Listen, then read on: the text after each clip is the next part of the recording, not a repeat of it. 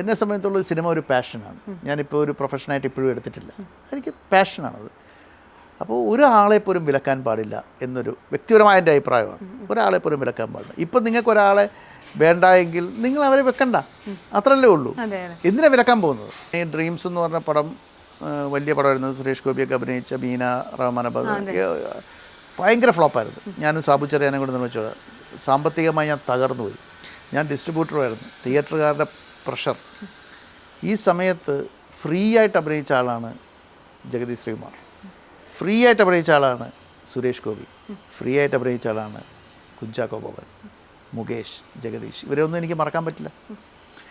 നമ്മൾ ആശയപരമായ എതിർപ്പുകളുണ്ടാവും. ഇപ്പോൾ സുരേഷ് ചേട്ടനുമായിട്ട് രാഷ്ട്രീയപരമായ എതിർപ്പുണ്ട്. ജഗദീഷ് ചേട്ടൻ്റെ ഈ ഒരു പ്രസ്താവന വന്നപ്പം അത് ജഗദീഷ് ചേട്ടൻ തന്നെ അറിയാം ഞാൻ ആത്മാർത്ഥമായിട്ടാണ് പറഞ്ഞത്. അല്ലാതെ എനിക്ക് വ്യക്തിപരമായിട്ട് ആ മനുഷ്യനോട് ഒരു ഇന്നും സ്നേഹമാണ്, റെസ്പെക്റ്റുമാണ്. എനിക്ക് പിന്നെ ആർഭാടങ്ങളില്ലാതെ ജീവിക്കുന്ന ഒരു നടനാണ് Jagadish. Is a good man, good person. അത് ഞാൻ യാതൊരു സംശയമില്ല. പക്ഷേ ഇതുപോലത്തെ സ്റ്റേറ്റ്മെൻറ്റ് അടിച്ചാൽ എനിക്ക് തിരിച്ച് പറയേണ്ടി വരും. അതിലൊരു മുകേഷ് ചേട്ടന് എനിക്ക് ചെറുപ്പം മുതൽ അറിയാവുന്നതാണ്. ഒരു നിർമ്മാതാവ് നിലനിൽക്കണമെന്ന് ആഗ്രഹിച്ച് അവരെല്ലാവരും ആ സിനിമയിലൊന്ന് സഹകരിച്ചു. ഇവരൊക്കെ ഗസ്റ്റ്, സുരേഷ് ചേട്ടനാണെങ്കിലും ചാക്കോച്ചനാണെങ്കിലും, ചാക്കോച്ചൻ എനിക്ക് പരിചയമില്ലായിരുന്നു. ദിനേശ് പണിക്കർ ഒരു ഏരിയ, ദിനേശ് പണിക്കരായിരുന്നു ഡിസ്ട്രിബ്യൂട്ടർ. പുള്ളിയുടെ സുഹൃത്തായിട്ട് അങ്ങനെ വന്നതാണ്. പൈസ വാങ്ങാതെ ആ കാലം ഉണ്ടായിരുന്നു. പക്ഷേ ആ പടം ഓടുകയും ചെയ്തു. ഞാൻ ആ തില്ലാനത്തിലാണ് ഓടിയ ശേഷം ഞാൻ പോയി അമ്പിളിച്ചേട്ടന് പൈസ കൊടുത്തിട്ട് മേടിച്ചില്ല.